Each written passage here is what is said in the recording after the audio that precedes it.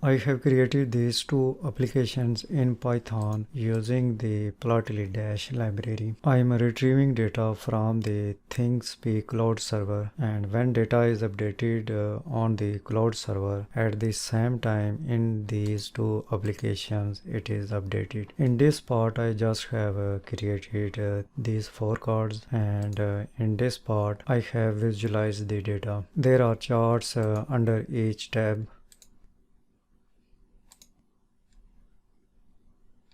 Under this tab, there is a toggle button. Using this toggle button, I can change the color of lines. Using this toggle button, I can decrease the last values. I have selected last 15 values when toggle button is off, and when it is on, I have selected last 50 values.